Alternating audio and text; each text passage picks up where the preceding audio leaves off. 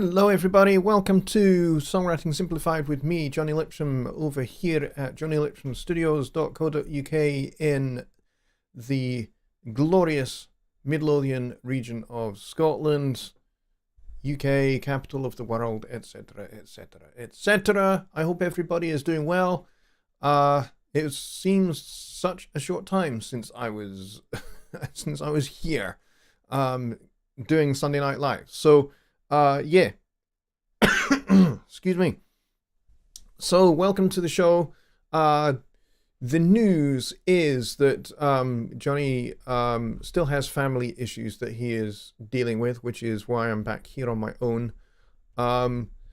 So we wish him extremely well, and him and his whole family. We hope for good things, good outcomes, and we pray for good things and good outcomes for the whole Gybe clan, and they are very much uppermost in our thoughts. So with all that said, I hope everybody has had a good few days since Sunday, and here we are for Songwriting Simplified for all of your songwriting, composing, arranging, and music theory questions and that kind of thing. That's what this show is about.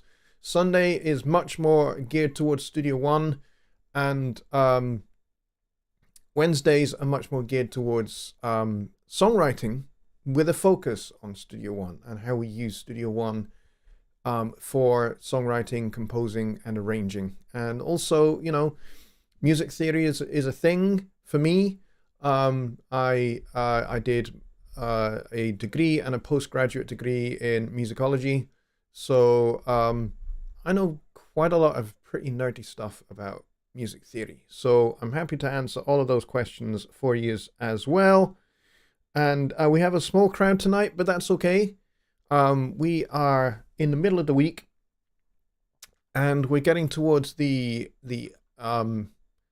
hip end of the week, of the month, I should say, before we get to the arse end of the month, when we get towards Halloween and all of that fun stuff, which I hope everybody is looking forward to.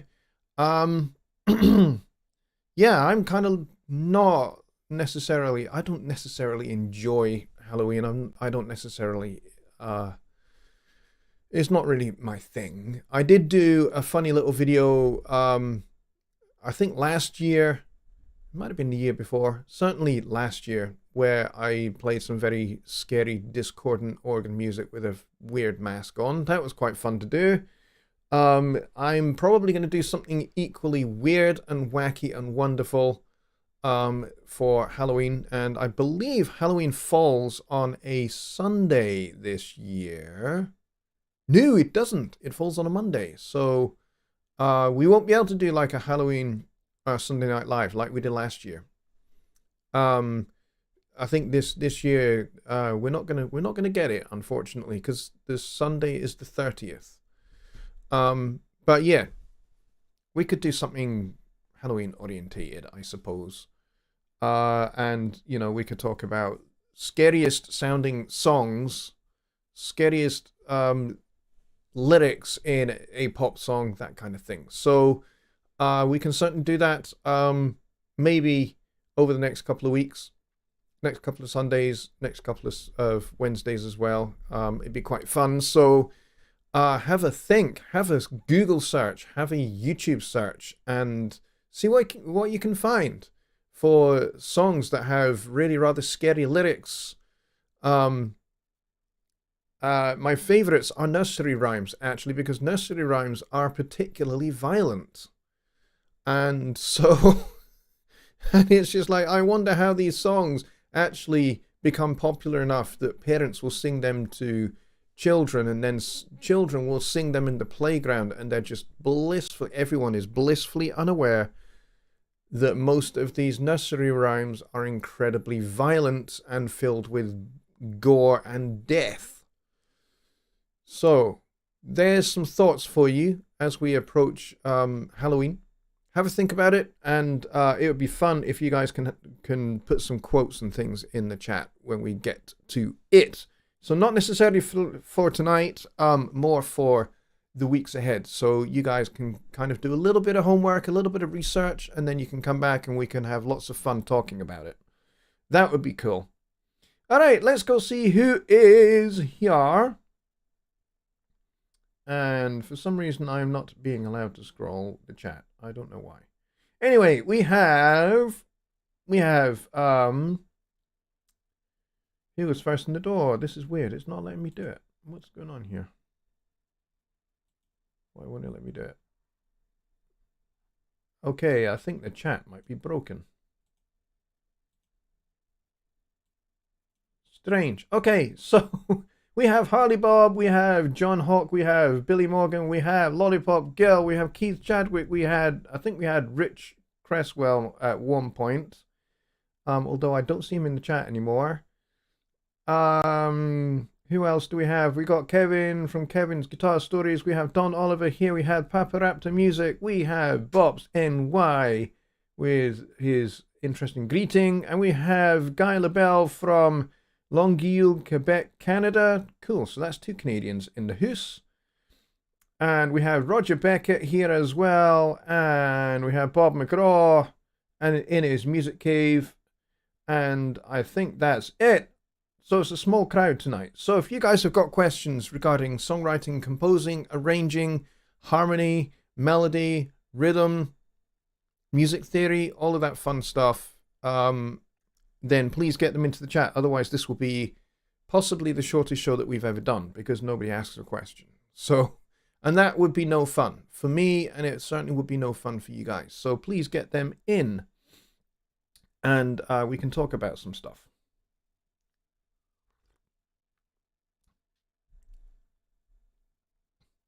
Chromatic Mediance, says Burlap Studio, who has just come in the door. Chromatic Mediance, please unpack that a little bit and explain to me what you are asking and what you mean by chromatic mediance. And, you know, basically, you know, what are you asking? What would you like me to say about chromatic mediance? Happy to discuss, but would like to know more about what you are asking on that one. But yeah, we can talk about all sorts of really cool things. So actually, one of the things I've been playing about with recently, just with trying to find new sounds and new harmonic ideas. And some of this has come from doing a lot of listening to the music of Alan Holdsworth in particular. If you don't know who Alan Holdsworth is, or certainly was, because he died in 2017, he was a kind of jazz rock fusion guitarist, pioneered a lot of legato techniques, and had a very, very complex and highly developed and advanced harmonic palette, and a unique approach to guitar and a unique approach to music, actually, just in general. And so I've been talking to some of my friends about him, and I've been revisiting some of those records that he made in the 80s and the 90s in particular, and just kind of listening to some of the things that he did harmonically. And I've started playing around with some ideas. And so one of the things I'm thinking about is the way he used what we call slash chords. If you don't know what those are, basically it's the idea of taking a triad but putting a different bass note underneath that triad. So instead of playing, instead of playing a B chord here, instead of just playing a B chord and then playing a B in the bass like this, and then going to F sharp, which is actually what we'd call a plagal cadence. What we call a plagal cadence is also known as a church cadence because it's like the Amen. Has a similar kind of strength of resolution to it as kind of like the 5/1, which is called the perfect cadence. Because, if the perfect cadence is kind of like the full stop at the end of a sentence or a paragraph, then maybe the 4/1, which is the plagal cadence, has a similar sense of finality to it, but maybe it's kind of like a semicolon or a colon or something. But this is what Alan Holdsworth would do. He would take these two chords and put a different bass note underneath them to create a unique sounding chord. So we have this second inversion, B, second inversion because the fifth of the chord is at the bottom. But then he would put an E in the bass.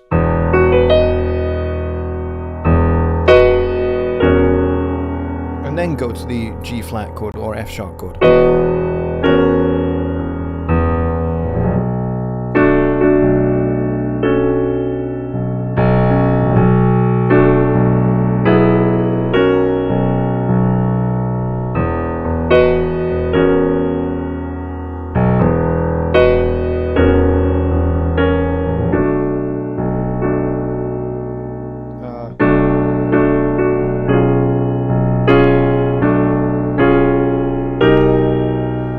So the whole idea for me really is about putting different bass notes underneath triads to make interesting and unique sounding chords. So, for example, let's take an A major chord, and then let's put a D underneath it.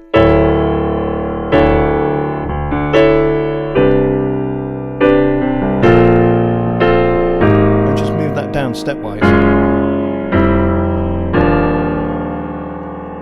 And suddenly you get some really interesting sounds. So I could go, let's see.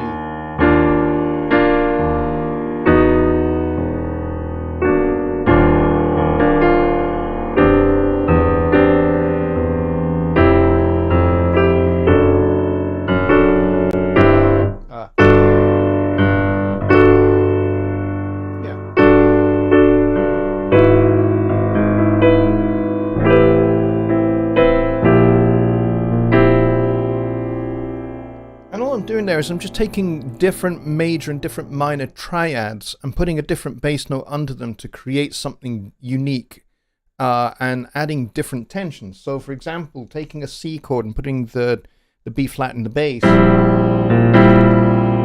like that, which is the seventh of the chord. So it's essentially a C7 chord with the seventh in the bass down to F over A. So do this chord here.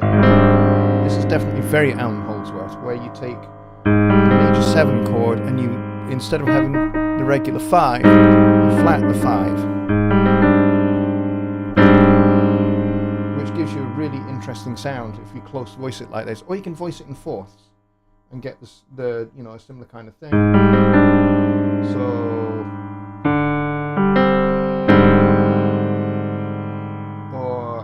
voice that, so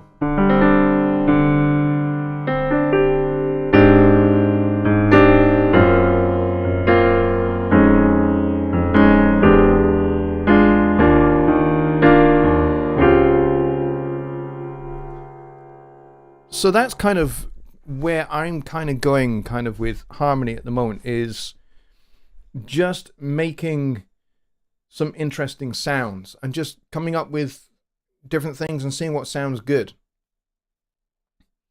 Roger Beckett says, I noticed the strings track preset in Studio One 6 has a bunch of instruments in it. Would there be other instruments you would suggest adding to that preset to add more harmony? Not really. Use your ears. Decide what you like. There might be things that you like that I don't. There might be things that you prefer that I don't. And there might be some ideas that I like that you just go, nah, no, that's not going to work for what I want to do. So, but yeah, have a play and try some different things out. One thing you will find is that strings and woodwind sounds will go well together. Strings and brass, not so much so, because brass tends to overwhelm strings. It's just the nature of the instruments. So maybe layer some flutes or some oboes, or maybe flutes and clarinets. Clarinets are nice and warm. They'll provide you with some, they'll bring out things like violas and cellos. quite nicely. So yeah, layer those kind of things with it. But Studio says, in your first example, the B and the F sharp, how did you drive the E bass for that combination? I just played until I found it and went, that's quite nice. Not as intense as Holdworth. I suggest maybe listen to Larry Coyle as well. Yeah, I've been listening to that too.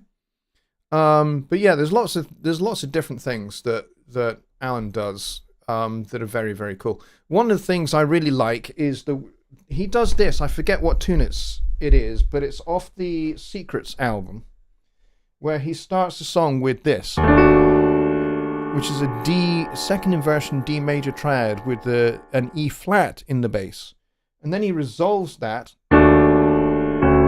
down to a D major 7, which is actually evocative of actually the jazz standard Misty. When Oscar Peterson played it, he would actually substitute the first chord with this, and then down to the D major 7. And Alan does something very, very similar. So that kind of dissonant sound is something that he would like quite a bit.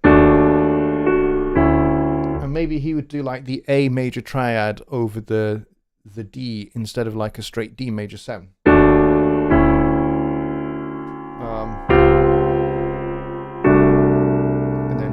D with the C in the bass is quite nice, and then maybe a G major 7, a voice like this with the F sharp and the G at the top here, over the B, and then C over B flat, it's nice, B over A, then this nice A flat kind of major 9 kind of 7 thing.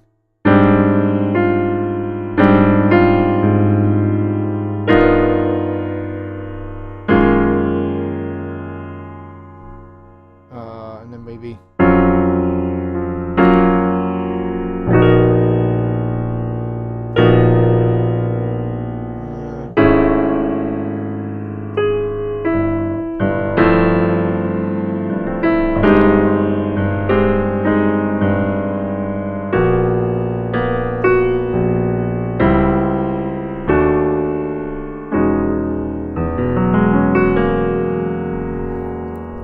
so those kind of sounds, they're all pretty fun, really, to be honest. Just Bob says, just popping in to say hello to everyone. Pepper out to music, I'm going to get to your question. But hello, Just Bob, I'm glad you're here. Welcome. Glad you're here. John Lake is here as well. He says, I want you the Monster Mash. Okay. Let's see. Can you explain a bit about tritone substitution? Tritone substitution is actually a lot more simple than it sounds. You know, when you say tritonal substitution, everyone goes, oh, that just sounds incredibly complex and advanced. It's not as complex as you think. The whole idea of a substitute, this is where we need to start. When we're talking about tritonal substitution, we need to talk about what is a substitute. A substitute is where one chord does the job of another. In order for this to work, you need to have at least one common tone or common note between the two chords. They might function differently in the two chords, but providing they are present in both chords, then it will work. So one is probably the bare minimum, one common tone. 2 would be better because then the strength of the substitution is more effective. Okay, so I'm going to demonstrate. Let's take a G7 chord, which has a G, a B, a D, and an F. So the first thing we're going to do is we're going to strip this G7 down to bare essentials. So we don't need a 5. 5 is kind of there, is kind of helpful, but we don't actually need it. It still functions if I take away the 5. Still does its job, resolving to C major. Arguably does its job a little bit better because it's a 3-note voicing and we're leading to another 3-note voicing. Bit bluesy there. Alright, so we have root, we have third, we have 7. Now, let's take away the root. And guess what?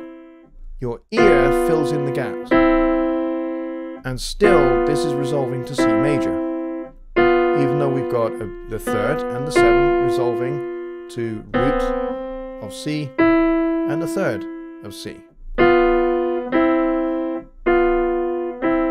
Your brain is doing the rest and filling in the gaps. Alright?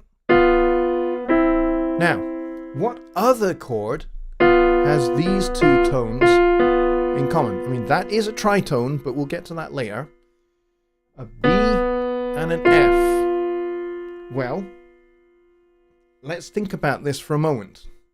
And we're staying strictly with triads here. What chord has these two notes in common? 3-note chord. If I go and I count up from G, which is our G7 root, if I count up 3 whole tones, 1, 2, 3, and guess what we've found out? We found out the answer. The answer to the chord that has these two notes in common is D flat 7, which happens to be a tritone 3 whole tones away from G. So 1, 2, 3. We would call this a flatted fifth, a diminished fifth, an augmented fourth. Depends upon your outlook on life. If you're a positive person, you might call this an augmented fourth. If you're maybe leaning towards the more pessimist side, maybe you call this a diminished fifth. For me, it's just a tritone, right? 3 whole tones. So, if I want to go G7 to C, with a little bit of a suspension there,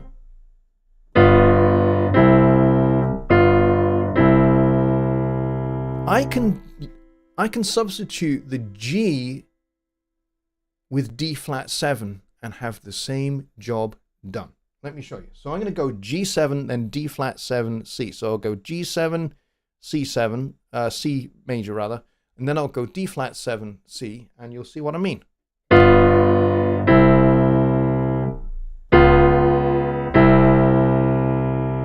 It does the same job. So what this means is we can build this kind of concept out a little bit more, and we can use this to get from one chord to another. And so improvisers in a jazz context will do this instinctively, even if the piano player or the guitar player is not playing the D flat 7, even if he's just playing the regular G7 to 1. To C major. Even if your rhythm section doing this, your trumpet player or your saxophone player might actually spell out those chord tones of the D flat 7. You know.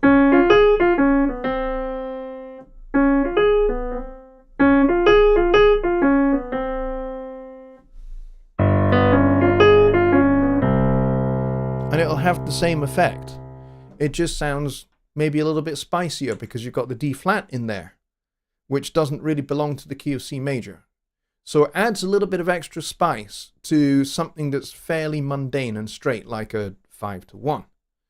But jazz music is made up of 5-to-1s everywhere. Even if you backpedal it one more and go 2-5-1, you can substitute all of those out. Let me show you. So if I want to do a 2-5-1 in C, I'm going to go D minor, G7, C, right? All right. So let's tritone substitute this. So we're going to keep the 2, but instead of going 5, we're going to go flat 2, which is our D flat chord. And it will have exactly the same effect.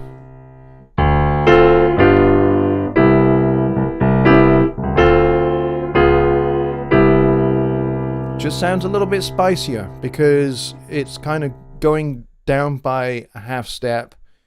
But you know, when you're improvising, you can imply that. You don't have to play it. You don't have to be specific and play it. you can use the chord tones of that D flat 7 over a G7 chord. It will work, it will fit, it'll just sound a little bit extra spicy. I do this all the time. Sometimes I will substitute in a completely different way, which is a little bit more complicated, where I'll use chord tones from a major third away from where I'm going to be. And that really does add an awful lot more spice, and it's a kind of next level style of substituting chords. But that's essentially what tritone substitution is. It's you're taking a chord and you're replacing it with a chord that is 3 whole tones away in order to move from one place to another. So, you know, you can go... So let's backpedal this a little bit more. All right, so I've got 2-5-1. So what if I go 6-2-5-1? So 6 in the key of C is going to be A minor, or A7. So if I go A7, and then D minor, G7, C.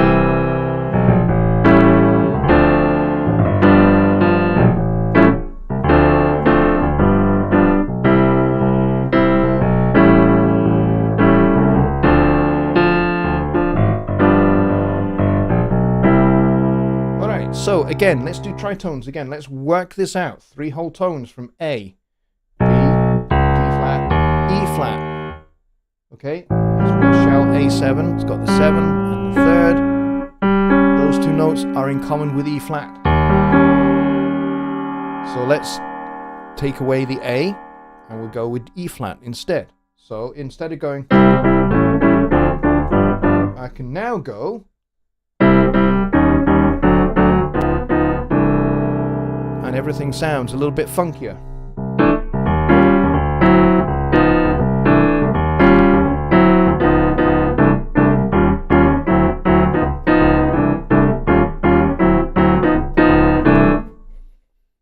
And everything sounds just a little bit funkier and a little bit more different. And when you're improvising, instead of just giving you the regular chord tones from each of those regular ordinary chords, the C, the A, the D, and the G chord, now you've got a whole bunch of extra notes that don't actually belong to the key of C, but they're there and they make improvising entertaining. More entertaining for the musician, more entertaining for the audience listening, because now you've got more notes to juggle and to play around with. So I hope that answers your question about tritonal subs. They are very, very powerful. And in actual fact, they don't just get used in jazz music. You find these cropping up in classical music all over the place, especially what you would call modern classical music. So anything after, 1900, I guess we would call modern classical music. So, you know, you'd hear Debussy and Ravel and people like this making use of tritonal substitutions, making use of extended harmony like 9th chords and 13th chords. Those kind of ideas were very much involved in European classical music at the turn of the 20th century, so the beginning of the 20th century. A lot of those harmonic ideas were very present in Western classical music already. So by the time, African music and Caribbean music, via the slave trade and everything else, kind of came into contact with Western classical music, and these two musical cultures meshed together, suddenly you have access to this incredibly rich palette of harmony from Western Europe interacting with the tonality of African music and Caribbean music, and suddenly you get blues, and suddenly you get jazz, and you get all of this enriched music, and then that becomes rock and roll, and then that in turn becomes a whole bunch of other popular genres of music, and they all stem back to the same place. Western music encountering African music via the slave trade. Slave trade did an awful lot of incredible harm and damage and led to a lot of suffering and death and starvation and all of that. And, that's kind of the geopolitical background in which blues music is born and jazz music is born. And the whole idea of substituting one chord for another is born. People like Jelly Roll Morton in the 1910s began experimenting with tritonal substitutions in a sort of more jazz orientation. And then Louis Armstrong picked up this idea, but really you encounter tritonal substitutions a lot more in the 1940s with the bebop movement, with people like Charlie Parker and Dizzy Gillespie and Thelonious Monk and people like that. And that's all the stuff that I kind of studied at university in musicology. So I studied jazz composition and musicology at university. So all of that stuff was really useful to me. Roger Beckett says, I find using Scalar 2.5 very helpful in finding those harmonic chords that are not exactly in the scale, but relating to the overall sound. Yeah, Scalar and products like that are really useful for helping you find different things, different sounds that don't necessarily belong or fit. And even if you don't understand the music theory background to it, you don't have to. I mean, shows like this exist because the information is there. And, you know, the way I look at it is this. Music and the creation of music exists not just with the fingers, and not just with the eyes, and not just with the ears, but also with the brain. So there's a lot of musicians that play by ear. There's a lot of musicians that play by reading notation. All of that is great, and all of that is exceedingly valuable and important.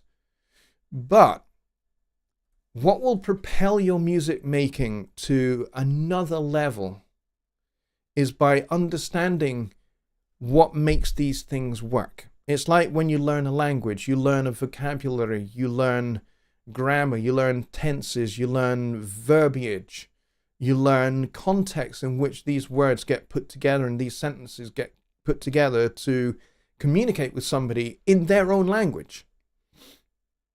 So, you know, when you're on holiday in France, or you're on holiday in Switzerland, or the Netherlands, or wherever it is you go, you can talk to those people in their own language, and they will have even more respect for you when you do that than if you just say, hey, I only speak English, therefore you shall speak my language. So I'm kind of imposing upon them. So I'm saying that I'm using that kind of whole language thing as a bit of a metaphor, because if you learn language the same way that you learn music, or you learn music the same way you learn language, you will find that you will become a lot more fluent, and you'll be able to say and discuss a lot more complex things and make sense to people on a different level than you otherwise would if you had a very simple level of verbiage and vocabulary and all of that, and understanding of grammar. So the more you understand something, the better you are equipped to say something complex, or to say something that nobody else is saying. And that's how people like Charlie Parker turned the music of of the late 1930s and early 1940s. He turned that music world upside down, because he took things that were part of the music language of the time and flipped them. He turned them on its head, and he applied things that he was hearing when he was listening to composers like Shostakovich and Berlioz and people like that. He was listening to those, and he was going, what if we take some of these ideas and we just bring these in? So he was learning a different language and then bringing that into what he already knew. And suddenly he created an entirely new style of music and a completely new way of playing altogether that turned music upside down and still has a tremendously powerful impact even today, 80 years on. But there you go. Alan was a very interesting musician, says John Hawke. He most certainly was. The chord still deserves a resolve. Not necessarily. Sometimes chords don't need resolution. Resolution comes from this idea of balance. And balance in the classical period was incredibly important. Whereas as time went on, balance became less important. And that's how kind of the classical period gave way to the Romantic period, and then the Romantic period gave way to the modern period, where pretty much anything goes. and you get 12-tone note music. You get the music of Berlioz is going to crop up again, but you get Webern, Berg, Schoenberg, and all of those, and Shostakovich and Tchaikovsky and people like that. And then you get the music of people like Debussy and Ravel in the early 20th century. And none of their music resolves. None of their harmonic concepts resolves, particularly if you listen to Debussy. Go and listen to L'après-midi d'un faune, which basically, when you translate that from the French, means an afternoon with a fawn. And the fawn being the young of a gazelle. And it's what you would call a tone poem. Basically, he's using music to describe something that he saw. And none of his chord changes resolve. Nothing resolves. And a lot of it is parallel ninth chords moving stepwise. So, you know, if we were to take like an E flat 9 chord and then drop it down to a D flat, then a B, then an A, this is kind of how his music worked. It was none of those dominant chords were resolving to anything. You know, you technically this E flat should resolve to A flat, right? Because that's 5-1, right? So if you did that going all the way down,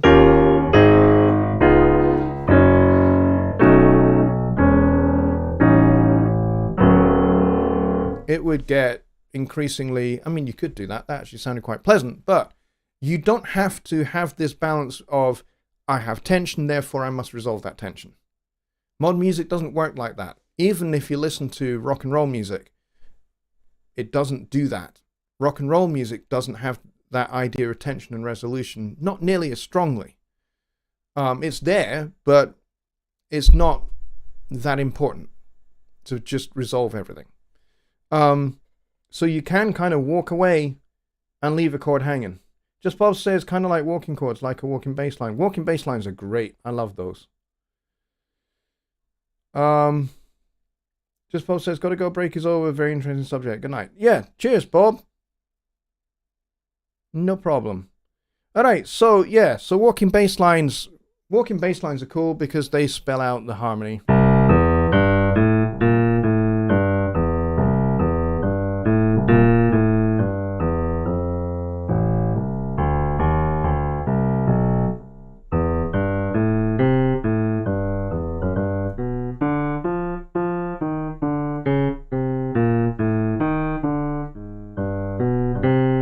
And that's basically going through the chord changes of a blues.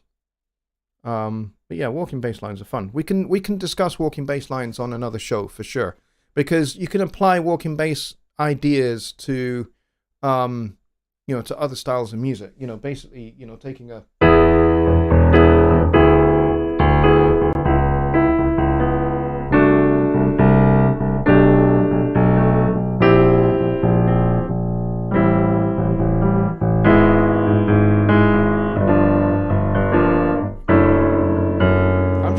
chromatically, but I'm playing a different chord, a different triad on the top. So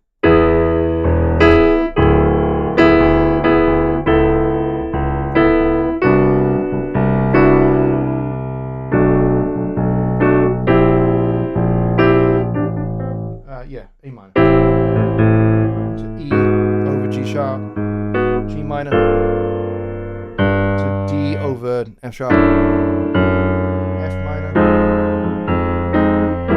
C7 with E in the bass, and then B flat over E flat, and then B flat with D in the bass, major 7, E flat over D flat, D over C, and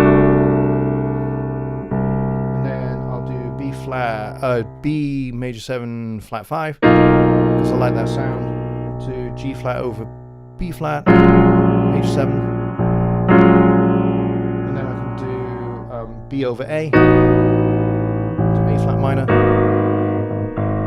and then maybe I'll do G major 9 to F sharp 7 sharp 9,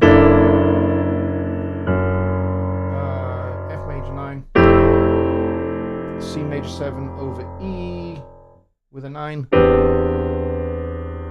And I'm just going down. My bass note is just going down step by half steps. Baltimore Personas meetup is on right now. Okay, if you guys want to get over there, then you can certainly do that. Roger Beckett says, can you give us an example of vocal harmonies if you're recording your own harmonies yourself? Are there any rules or best practices? There's advice I can give you, and that is make each part of your vocal harmony parts easy to sing. Trust me, my harmonic palette, as you've just witnessed, is complex. But when you break it down and you check out where each voice is going, so if I'm starting with an F major 9 chord here, and then I'm going to go to, let's say, E7 sharp 5, to A minor, to D7 flat 9, and then I'm going to go G half diminished, C7 flat 9, and back. So all of those chords have, the internal voices of all of those chords has moved by step, which is why I chose them.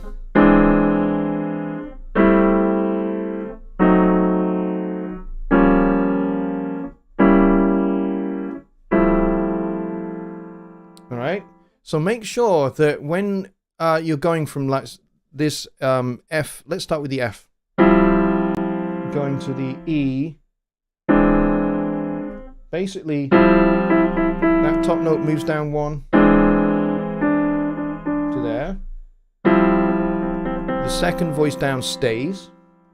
And then the bottom 2 do this. Alright?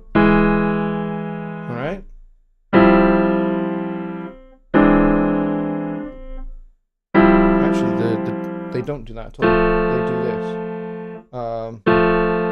Hang on. You go from there to there, but it's still kind of stepwise movement. And then from there, that low note goes up to the G, and then goes down by step, and then step down by step again, and then up a step, and then back down a step. So each part needs to kind of move by step, or by, you know, a manageable interval that's easy to sing. So I think the widest leap there we had was from there to there, which is a minor third. Try and avoid odd leaps like or. You can do that, but those are much harder to sing. So if you've got a voice that needs to leap from here to there, just be aware that that's going to be harder to sing because it's a tritone. Tritones are quite hard to pitch. However, if you're in a situation where you need to pitch a tritone, here's a good little rule of thumb. Think of the beginning of the song Maria from what's it called?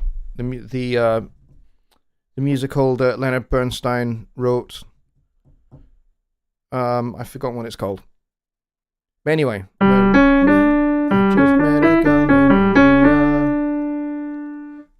Think of that. Those first 2 notes. That is a tritone.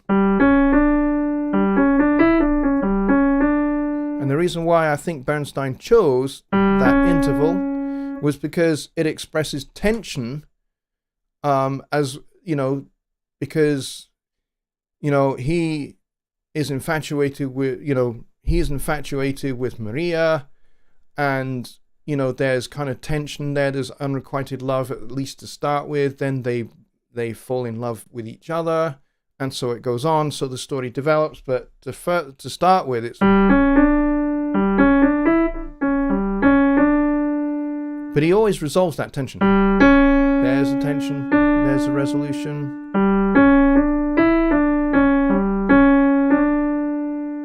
All right. So if you're going to do something like an odd leap there, try and resolve it.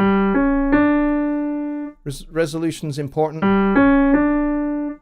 Okay, so try and resolve it if you can. Or West Side Story. That's it, West Side Story. Yeah. I should know what it's called because I've played drums in West Side Story in the West End a couple of times now, so I should know it because I know all the charts. They're in my head. But yeah, so there's an example, really, a rough example of if you're doing vocal harmonies and you're singing against yourself. That's always hard, especially if you're doing close voiced harmonies, like you're starting here. You know, that note there, singing next to that note there, that's going to be hard to pitch. And so, but really, to be honest, if you're doing close voiced harmony like that, practice makes perfect. It really does. The more you practice singing close notes like that, the better you'll get at pitching them, and the better you'll get at singing them against another close note. Choirs actually do this quite a bit when they're singing very contemporary works, very, very contemporary choral works. I've been in choirs where they've done that, and you know, everything is split into two, so you have two basses, 2 tenors, 2 altos, 2 sopranos. So every part is, all the 4 parts are split into 2. So you got two soprano parts, 2 alto parts, 2 tenors, 2 bass parts. And I can be singing top tenor, which is where I prefer to sing, and then the guy standing next to me is singing a semitone apart from me. Or I'm singing a semitone away from the low alto part, which is more often what happens. Or I'm singing a tone away. So, and the more you do it, the more you can pitch those things, and it doesn't become an issue, because you learn what each note not just sounds like, but feels like, and then you learn to concentrate on your lane, which is the next challenge. All right, so that's a great question. Thank you, Roger. Let's see. We have 15 people here now. We've kind of lost a whole bunch of people. So, unless anybody has another question, we will wrap the show a little early tonight, seeing as we're a little low on numbers. So Billy Morgan has posted a Zoom link for later after the show, but he says he won't be there until 7 p.m. Central Standard Time, which for here in the UK is going to be 2 a.m. And if you're in Europe, in the Central Europe area, it's going to be 3 a.m. So if you are bold and brave, then definitely join us on those kind of things. 2 a.m. is a little bit late for me. It would be fine if we were starting it right now, right after the show, but Billy's not able to do that. Let's see. Thanks for the show, says Burlap. No problem. This is actually pretty good. There's some good questions there in the end. So I will see you guys all next week on at the weekend actually, on Sunday for Sunday Night Live. Looking forward to that, and then we will see what we will do for Halloween. How we will resolve that, because Halloween's technically on the Monday. But we'll see. I'll figure that one out. In the meantime, folks, I wish you all a very, very good evening. Take care, and I will see you all on Sunday. Good night.